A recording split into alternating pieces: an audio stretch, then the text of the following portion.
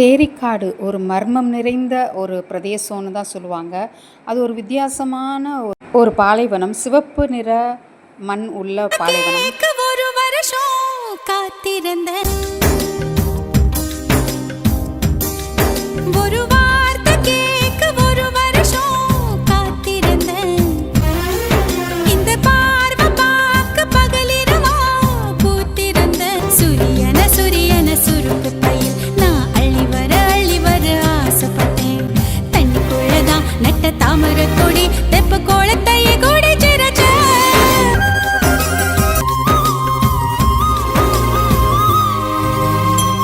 ஊருக்குள்ளே ஓடும் தெருவில் பாத தடங்கள் 1000 இருக்கும். சொல்ல ஒரு வருஷம் தயங்கி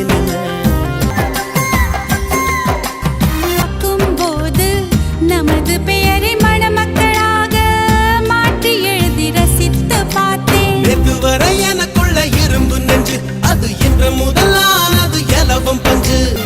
புயலுக்கு பதில் சொல்லும் எந்த இதயம் பூப்பட்டு சரிஞ்சது என்ன ஒரு வருஷம் தயங்கி நின்ன சூரியன சுருக்கு பையில் கொடி தெப்ப கோலத்தையே கொடி சிறச்ச.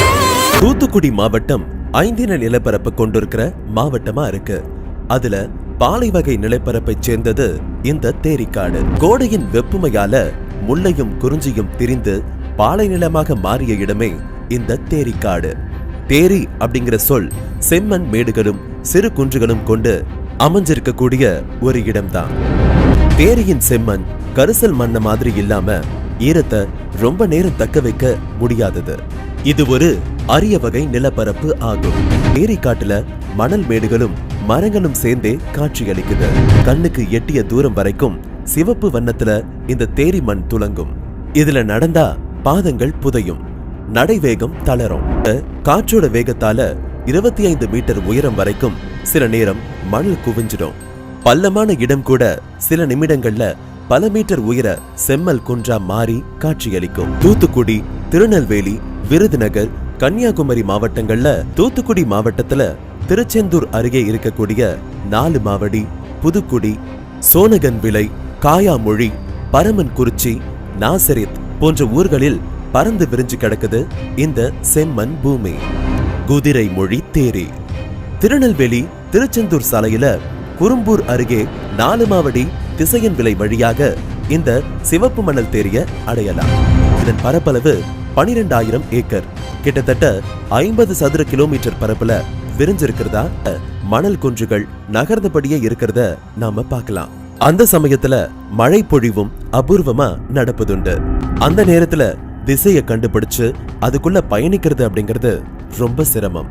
திரும்பிய இடம் எல்லாம் மணல் குன்றா காட்சி தரும். தேரிக்காட்டு பள்ளங்கள்ல நீர் தேங்கும். இந்த தேரி மண்ணுக்கு கீழேயே களிமண் படிவங்கள் இருக்கிறதுனால அதுக்கு தண்ணீரை தானாவே சேமிச்சு வைக்கக்கூடிய தன்மை இருக்கு. அது செயற்கை ஏரி போல காட்சி தரும். தண்ணீர் தேங்கி இருக்கக்கூடிய காலத்துல அதை சுத்தின பகுதிகள்ல சிறிய காடு உருவாகும். இந்த செம்மணல் தேரி கடல் சீற்றத்தால உருவானது கிடையாது அப்படின்னு சில ஆய்வாளர்கள் உறுதி செஞ்சிருக்காங்க. கடல் பொங்கி மணல் மேடு ஏற்படல அப்படின்னா சிவந்த மணல் மேடு உருவானதற்கு முறையாக பதில் இன்னும் கிடைக்கல. மணல் 3 அடுக்குகளா இருக்கிறதா தெரிய வந்திருக்கு. அடியில இருக்கக்கூடிய முதல் அடுக்கு 8000 ஆண்டுகளுக்கு முந்தியது. அதன் மேல் 2வது அடுக்கு 5000 ஆண்டுகளுக்கு முற்பட்டதா இருக்கலாம். மேல்தளம் 2000 ஆண்டுகளுக்கு முன் படிஞ்சிருக்கலாம் அப்படின்னு கருதப்படுது. மணலுக்கு அடியில இறுக்கமான செந்நிற களிமண் தென்படுது. நீர்பிடிப்பு இல்லாத பகுதி அப்படிங்கிறதுனால செம்மணல் தேரியில பனை, உடைமரம், கருவேலம், சவுக்கு, ஆவாரை, கொழுஞ்சி போன்ற தாவரங்கள் மிகுதியா வளர்ந்திருக்கு. இல்ல சுருட்டை விரியன் பாம்பு, 6 புள்ளி பொறிவண்டு, பறவைகள்ல மரங்கொத்தி, மஞ்சள் சிட்டு, புள்ளி ஆந்தை, சோளக்குருவி போன்ற பறவைகளும் அதிகம் காணப்படுது. அதிக அளவுல மயில்களும் இந்த பகுதியில காணப்படுது. அரிய வகை விசிறி தொண்டை ஓனான் இனமும் நிறைய இருக்கு. மரங்களும் அதிக அளவுல காணப்படுது. மணல் தேரியில அகழாய்வு செஞ்சு சில அபூர்வ பொருட்களை எடுத்திருக்காங்க தொல்லியல் ஆய்வாளர்கள். சில இடங்கள்ல முதுமக்கள் தாழிகள் புதைஞ்சிருக்கு. அதுல கற்கால மனிதர்கள் பயன்படுத்திய கல்லாயுதங்கள், இரும்பால் செய்யப்பட்ட கத்தி, ஈட்டி மாதிரியான பொருட்களும் கிடைச்சிருக்கு. அங்கு ஒரு நாகரிகம் நிலவியத இது சுட்டி காட்டுது. தமிழகத்துல வித்தியாசமான சூழல் நிலவக்கூடிய இந்த பூமியில கனிம வளம் நிறைஞ்சிருக்கு. இல்ம்னைட், கார்னெட், சிர்கான், இருட்டைல் போன்ற கனிமங்கள் அதிகமா இருக்கு. இந்த தேரிக்காட்டுல பல சிறு பெருங்கோவில்களும் இருக்கு.